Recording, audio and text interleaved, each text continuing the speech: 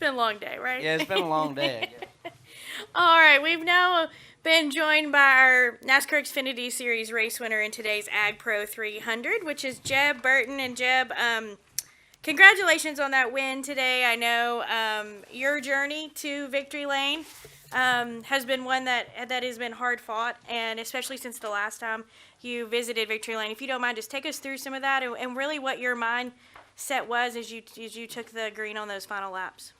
Yeah. Is this work? Is it working? I think so. Yeah, I think you're good. There you go. Yeah, it's been tough. The last couple years, just being in the right situation, and today, when I opened my eyes, I told my buddy Ethan that he does our PR and stuff, and I was coming here to win that race. And I just love racing at Talladega and Daytona. It's a lot of fun. Should have won some other races, but those races I've lost, I've learned a lot. Just been lucky to be in some good cars at these places, and I got a really good spotter, Mike Herman. Him and I are on the same page and worked great together all day. And it's just so huge for our team to be locked in the playoffs. Small team. We ran up front all day too. It wasn't a fluke. The last race we won, it was a rain delay, but we ran up all. I ran up front all day on that one too. So the only thing I'm disappointed about, I didn't get to do a burnout. I did a little bit of one, and I went to shift in second gear, and I blew the transmission out. So that's the only thing I messed up today. We're doing all right. But we got a trophy. Yeah, we got a trophy. And a playoff spot. So Jordan sent me a email on Thursday about an invoice he got for me doing something stupid on the racetrack, and I told him I was gonna make it up to him. So this more than makes up for it. Yeah, so we're all right now. I didn't even put a comment. I just said FYI. Yeah, I know, and I was like, I got it.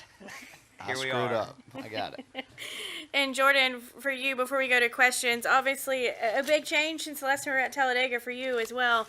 Just tell us a little bit about what that felt like to see Jeb cross that finish line in your car. So this past week, I told the guys in the shop, I said, just got a good feeling about this weekend. Everybody has been working so extremely hard. They've overcome a lot in the shop, overcome a lot on the racetrack, and just really believe in the vision and what we're trying to do here. And Jeb's been hungry all year. We've been so close to having some really, really good runs. And just coming to the weekend, this is one of those races we've had circled on the calendar all year because they're opportunity races for a team like ours. If we do our homework, we put the effort in, give Jeb a good piece, let him do the rest. These are races that teams like us can win. And, to come down here and both our cars qualify in the top 10, to win a stage, and then I didn't even know 31 finished 7th. Like, to have both cars finish in the top 10, a win and a 7th was absolutely phenomenal for us, and just definitely proves what we're trying to do here, that we want to be here for long haul. I know Jeb wants to continue to grow his career and keep taking off, and that was kind of a point where I think it's almost 6 months since what happened here at Talladega last fall, and my wife was here with me today. She was here back then, and we were just talking like what a roller coaster of emotions of this place. Like, you roll in the tunnel for the first time, and you think like, yeah, last time I was here, I didn't even drive out of the tunnel. I went out here in a helicopter.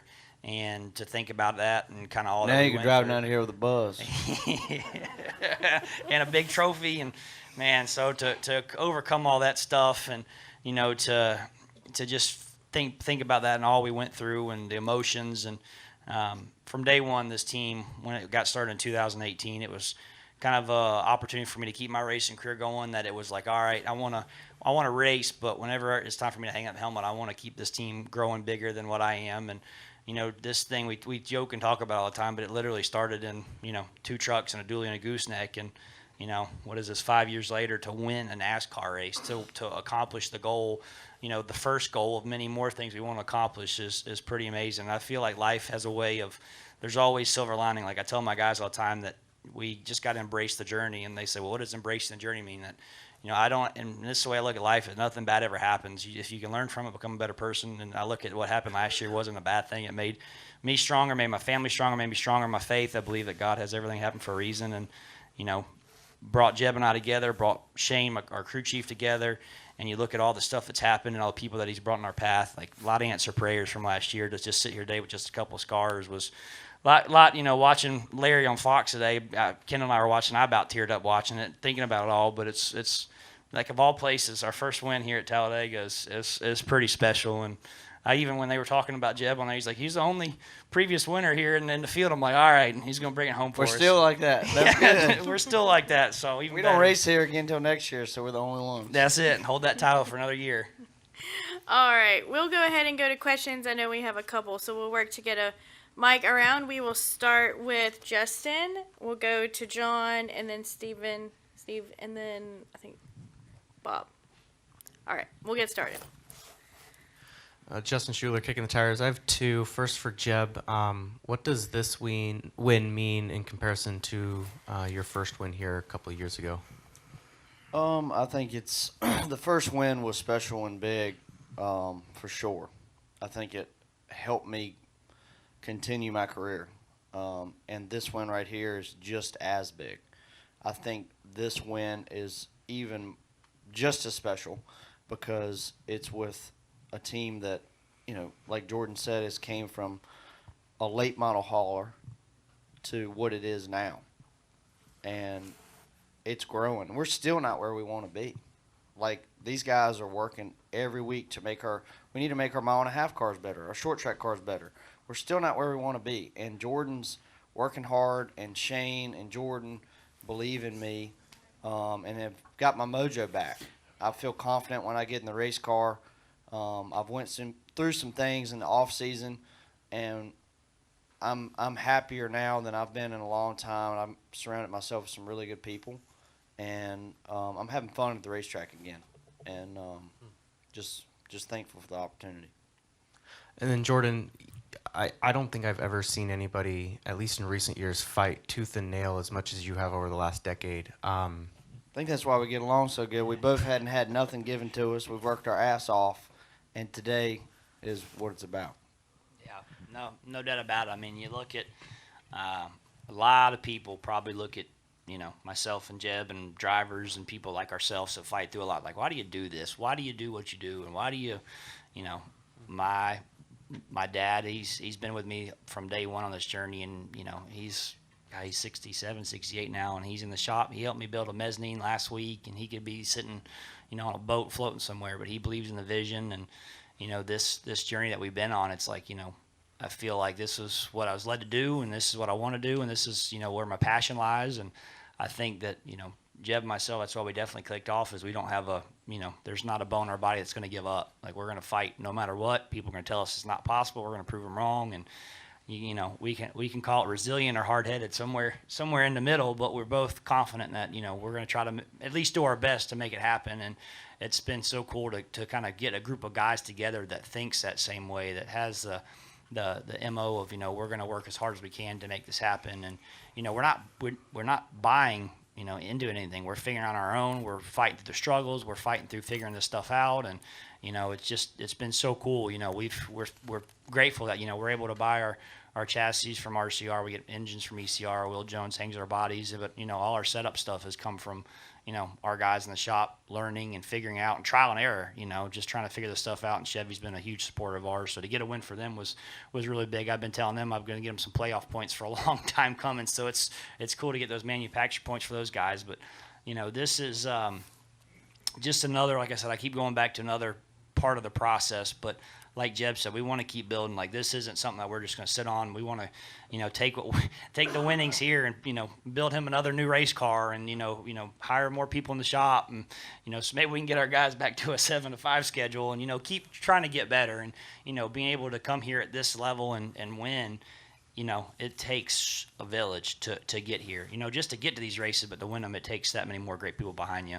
Well, dreaming about it is one thing, but if you could tell yourself 10 years ago that you were going to be winning as an owner, would you have believed that? No. I mean, 2013, 14, I actually went to go drive for a guy at Richmond in the K&N series back then, and he wrote a bunch of bad checks. I put the deal together, and I actually sold off everything I had at the time to pay off the debts, moved back home with my parents. I was like a year out from graduating college and just thought racing was over. And oddly enough, the money that I had left over from selling all my late model stuff back then is what gave me enough money to make my first truck start back in 2014. So, no, I would have told you were crazy. I would have looked at you and be like, that would be really cool and fun to experience, but I think you're crazy. But I just hope that for our sport, and I know there's thousands of, kids, people out there like Jeb and myself that are racing legend cars or late models at a short track across the country. They're going out there with their mom and dad and their brother and sister, and they got the brother putting tires in the car and the dad spotting, and they're working all they can do to get that car to the racetrack every week. Hopefully, our story is for those people that watch this that, hey, the grassroots dream is alive and well in our sport, that you set your mind to it and you work hard enough and you surround yourself with good people, you can get here, and you can win one. And it's just this is really cool. This is one for all of them for sure. All right, we're gonna go John and then Steve. Go ahead. JohnNewbyHeavy.com. Just following up on that point a little bit, does it make it more of a payoff for you knowing that in 2021 you missed, what was it, the first 10 races of the year 10. because of no qualifying, and now you're celebrating a win? Yeah, no, that was kind of where the business model pivoted a little bit. I don't think we'd be where we were today if that hadn't happened, because that was where I think I was going to run for rookie year that year, going to run all the races, had all this stuff planned out, and had a little 15-minute rain shower throw a curveball to that. But that was where I was like, all right, I need to pull myself aside. The team's health is more important than my driving career at that point. We put Reddick in the car. We went and finished 8th at Coda, 5th at Charlotte. Josh Berry hopped in, finished 8th at Mid-Ohio, and we were off. And, I think it was really special. I got to come down here. I think I finished 5th in 21. So that was kind of a bucket check for me that, hey, I got my top 5 in the Xfinity series. I got a couple in the trucks, and that was cool for me to do. But it kind of opened my eyes that there was something bigger than myself here, for this team. And putting Myatt Steiner in the car last year, Myatt was a huge building block to us going. And Jeb and I had talked last year a little bit about trying to make something happen. And when he came to me on the idea of, he had some owner points from his team last year, and I went to Bomarito, my partner, and I said, hey, let's just try to make a 2-car team happen. I think there's, anytime you can get more smart people under a roof, it's better. And, to have Shane Whitbeck on the 27, Josh Graham on 31, and all the smart guys that we have working on these race cars, I think it's helped us. So kind of stumbled on where we are today by accident. I won't call it an accident, but it just is pretty crazy to look back, because I thought the team we were done like 10 weeks without any income in this sport. Like it was tough, but we made it. We're here, and it makes it that much more sweeter. I think you're probably the same way. I mean, Jeb and I talk about all the time about how hard he fights for sponsors. I mean, there's probably many times where you kind of looked at your email or looked at your text, and you're like, man, how am I going to make it to the next race and put these sponsorship deals together? So I'm sure you can probably relate to that. Yeah, I look at your texts all the time asking about more sponsorship. But yeah, I've been lucky to find some good partners the last couple of years and just fight and claw. State water heaters, without state, I wouldn't be here. Actually, Jeff, he just left here, but without that guy, I wouldn't be here. He's the guy that put the deal together for my first truck deal with Dad in 2012, and that led to me getting the opportunity in 2013. And State's been with us for 15 years, and he took me to JRM, showed that I could run good, and that got me the 10 car, and then went in there, got me last year, and then doing what I did last year, got some partners and led me to you. So it's just been a fight. I'm just lucky to have the partners that I got, and we still need some more. We still got some open races to sell, so we're working hard and just happy to be here. Excited for Dover. We're in the Dash for Cash. So who's the 4 guys in Dash for Cash? Me and who else? The Cole. 2 car. Cole, Sheldon, Parker. Damn. So it ain't gonna be easy next week. So we'll go there and fight. We had a good sim session the other day. I'm really good there. That's a driver's racetrack. There's no scooting around there. You got to get up on the wheel, and that's an awesome track. So one of my best ones, and excited to go there. All right, Steve. Steve Conley, the podium finish. This is for both of you. You were just talking about the sponsorship, having the open time for sponsors for the rest of the season, a couple of those. How big is this to take this win to potential sponsors to say, hey, look, we've got the experience, we've got the opportunities, and we've got a win in our pocket? It's big. It just rejuvenized my career. It rejuvenized John Bombarito. John's putting a lot of time and money and resources into this. he stays at the shop till 10 o'clock every night away from his wife. It just, it's a shot in the arm, and it's what we need. And it's a shot. People come to do this because they want to win. You don't want to just be out there. I can promise you I damn sure don't. And the sponsors don't either. So winning changes the game, and it will help us. And, just the partners that have been with us for years and have stuck with us when I've been in a car that runs 30th. And to give that to all those people that have helped me the last 15 years is just very special.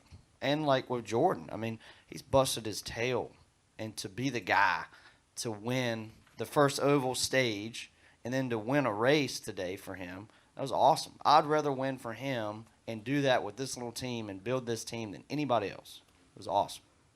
And Jeb, you were talking earlier about when you were leaving the 10 car, you had all that experience coming with it. Was there a moment during the up and down that you've had that you thought, maybe I'm done? And what was that turning point? Maybe it was meeting Jordan. All the time. I want it so bad, and it's so easy to get frustrated. And I've just got a different mindset now. I'm just so thankful to be here. I get to make a living driving a race car, and being around Shane and my team that Jordan has put in place. Jordan let me get my spotter that I wanted. It's just fun driving a race car again. So I look forward to going to the racetrack now. Sometimes we're not the fastest, but I'm still having fun knowing that, okay, like last week, we ran 12th, 14th. That's a solid day for us. Let's keep building on it. Where before I would just get really frustrated about it. So I've just got a different mindset and a really good head place, and just having fun. All right, we're going to come up front. We'll take a question from Bob, Zach Albert, and Bob Dustin. Hocker. Bob Hockers, Fox Sports said, Jeb, the leader, isn't supposed to win these races, so I'm curious, what's going through your mind during all those restarts? I was thinking about that, Bob. But I wanted to be in the lead. For us to win, I thought I needed to be in the lead to control the race and make the blocks and do that. I would rather be in the lead than second because some of the guys we were racing around, I was afraid if I was second, they would make a really bad block and we'd wreck. So I just really wanted to be in the lead so I could be the guy controlling. And the restart before the last one, I got the lead going in the back, and I made a mistake and got too far out. And the 2-car had a hell of a run, and I couldn't stop it. And I got too far out. So the next time, I dragged brake and didn't get that far out and just focused on my mirror, and my spotter did a great job. And, the rest was history. Then I lost my voice after. I think I yelled from the finish line all the way down the back straightaway. So I was happy. I think we're all gonna have hoarse voices tomorrow. Yeah. all right, Zach, go ahead. Zach Albert, NASCAR.com for Jordan. Any special memories from Victory Lane with the team that stuck with you, with your dad that's been along this ride with you, and how heavy is that trophy? It took Jeb and I both to pick it up. Very special. I wanted the 31 guys to be there too because that's how we're trying to build our team. We wanted both those guys there, and they work in the shop close together. They don't stay, this is my car, that's your car, trying to get them all to work together. So to have both the 27 and 31 in Victory Lane was huge. And, we go to lunch together, we work in the shop together, we everybody just gets along so well. And, that was cool to have them all there. And just sitting in Victory Lane, I was like, man, is this real? Like, you think about these moments, you dream about these moments, you tell yourself in your head, when you're working at the shop late, these are the moments that kind of fuel you to keep going. And to finally get to experience it, it's like I got a taste of it. Now we want a little more. Now I want to keep pushing to make this thing better. And to have my dad here, he hadn't been to the last 6 or 7 races because he's been staying behind working in the shop, helping with some things. My dad, has a bunch of rental properties. He's kind of a carpenter by trade. And, instead of, paying somebody to come in and work on our shop, he's been in there running new wires so he can put new fab equipment in there and build a mezzanine for more storage. And that's what he's been doing on the weekends. So I was like, you need to come to Talladega. I feel good about we might win one of these things. So to have him here, spent a lot of late nights here with him driving the tracks and races, and late nights working in the shop. And to have my wife here today was really special. She's been through a lot after last year, and it's been pretty cool to see all that and experience that, and just happy for Jeb. I mean, I know how hard he's fought with just keeping this whole program going. I think that's what gravitated the two of us to work together, because somebody had always had to fight for their sponsors and work hard to keep all those people going, and the activation, the ROI, keeping them happy, connecting partners. He does all that and does a lot of it, and I really liked his grind and respected that. And so for the two of us to come in and work together and do this, I mean, how old are you, 28, 29? 30. He's 30. I just turned 32. I still feel like we're pretty young, but it's pretty cool that, the two of us are getting to celebrate and experience this together. And hopefully, the new way of doing things, coming here and upsetting the standard and the norm on these races. I know that these are crazy races, but it's pretty cool to experience for both of our families. And I think my dad had your dad on the phone at some point out there on the front stretch. Yeah, I hope your dad found his phone. He gave it to me, and I was talking to my dad while they were pushing me in victory lane. That was pretty cool. Mom and Dad were screaming, happy as hell, and this win is so big for my family. Dad's. You think your dad was hooting and hollering at the TV? Yeah, I mean, it makes me almost emotional, because my dad, has told me several times he wishes that he could just write the check and do it. He could sell everything we own, and I could run 1 year. That's what we could do. And it's just not that would be crazy to lose everything we had. So it's just not going to happen. So sometimes my mom has told me, Dad felt like he was a failure because he couldn't provide it. And that's far from the truth. Without my dad, I wouldn't be here. He stays on my tail. When I made that mistake at COTA, he was the first one yelling at me. And he's my biggest critic and my biggest supporter. Just appreciate him and my family, and love them, and just excited to get home and see him. We're going to watch the sun come up tonight. I told Jordan I got a hot tub, and I told him before the race I was going to take a picture with that damn hot tub and the trophy. And that's going to be my post. So that's what we're going to do. Y'all going to see Jeb tweeting at 6 o'clock in the morning. Yeah, I don't know. But All right. I appreciate y'all, covering all our stuff too. I know I don't get to see all y'all all the time, but y'all have all supported me the last 10 years when you can, and it doesn't go unnoticed, so I appreciate it. Go ahead, Dustin. Dustin Long, NBC Sports. Jeb, you referenced outside, and you've referenced in here tonight, saying you went through some things in the off season. One, can you talk about that? Or two, if you're not comfortable, can you talk about how that has shaped or how that has impacted you to get to this point? Because it seems like it's obviously important, because you've kind of hinted at it, but you've kind of stopped short of saying more than that. Yeah, I don't think it's any secret now. I'm going through a divorce, and that was really challenging to, kind of see the true colors of somebody, and I took it pretty hard. But looking at everything now, I'm glad that it's happened. It's made me a better person. It's brought me closer than with my family and friends than I've ever been. It's brought me closer with the pastor at MRO.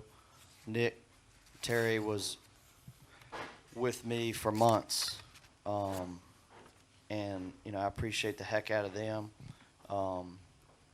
I probably lost 10 pounds over the off season. It was tough. I was not in a good way, but when I got to the racetrack in Charlotte and put that helmet on, it rejuvenized me and showed me that this is what's important right here. And the guys, they had my back. I remember John called me in December and just had my back and was telling me about things. And just, like I said, being with Jordan and Shane and these guys, it's so much fun to be at the racetrack again. I feel like I'm late model racing. Like, it's just a small team. They have a ton of fun. And I'm over that. That's in the past. I'm a better person from it. I'll take what I learned there and move on. And just so happy right now and thankful for the opportunity. And yeah, that's kind of all I got with that. And Jordan, it's been referenced this is your first time back since the accident last year. Were there any thoughts coming at this place, or does it not strike as much because you weren't getting back out on the track, or what was it like to come back? You referenced even here in a helicopter. What was it like to be back here?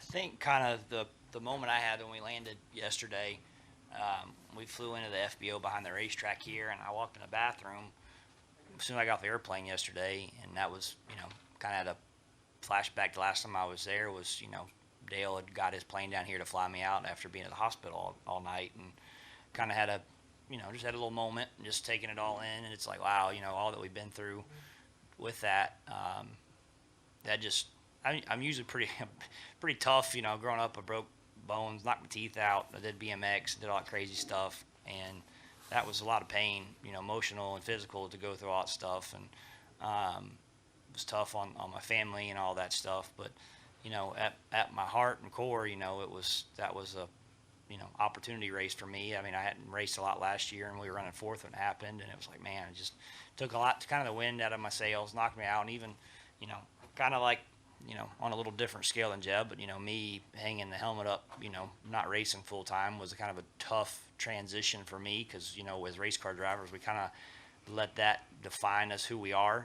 We live by that, that's kind of our deal. And, kind of went through first, couple of races this year. It was, tough trying to find my purpose and where I'm at in my life and what does all this mean. And, dug into my faith a little bit deeper and was like, you know what, this is a season of my life where I've got the opportunity to propel Jeb's career, Parker's career, give them two opportunities.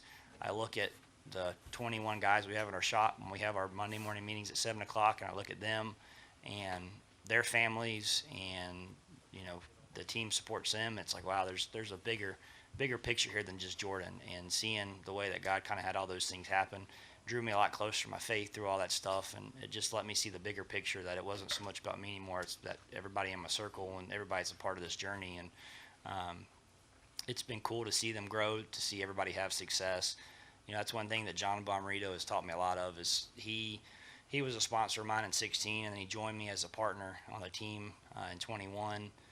He's been very successful with all his auto groups there in the Missouri area. And John's always taught me, he said, if you can take care of people, put people first, do the right thing, that, they'll do the same for you, and you'll get surrounded by good people that will take you to the finish line. And I look at where we are today. That's what's really happened, is we've surrounded ourselves with good people and, attracted the right people. And there's been times where we've had a couple employees that we've lost this year that, I wish we're still here, but, it's kind of like boiling water. Sometimes you just kind of clean out some of the impurities, and we've attracted the right people that are supposed to be here. And it's been a journey, for sure. A lot of late nights and times where I sit there and I'm like, what can I do? Am I doing something wrong? What do I got to do? And today was kind of affirmation that, we're in the right place where we need to be. We got the right people here that are part of this journey. And, I joke, I'm getting old, 32. I feel like I'm old sometimes. Jeb probably feels the same way with some of these guys right here. Parker, it's kind of funny. You got a 19-year-old and a 30-year-old, and two totally different journeys, but it's cool having them both together. But, I'm 32. There's times where I make mistakes on the race team, or I should do things different. But that's kind of the fun part of figuring all this out for the first time. And I think that's why hopefully a lot of fans have gravitated toward our journey. Is it's, a lot of these teams have been around for 30, 40, 50 years, and I respect those teams so much. And to be even on the same racetrack as those guys is incredible. And to come out here and win against some of these established teams is really, really cool, doing it the old school way. Yeah. All right, we were going to go to Chris Knight, and then we're going to end with Noah. Go ahead, Chris.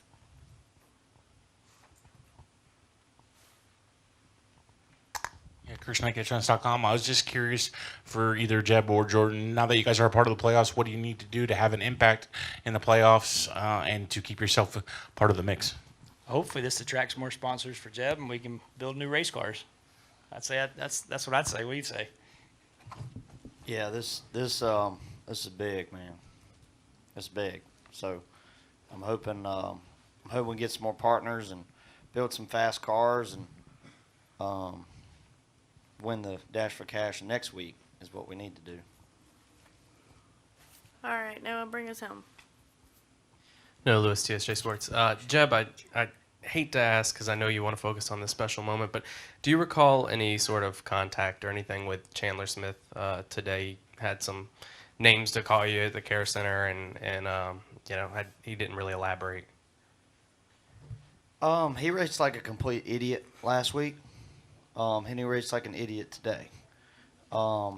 Every run that he got, he just tried to take at the wrong times. So I don't know what his deal is, but he hit everything but the pace car last week.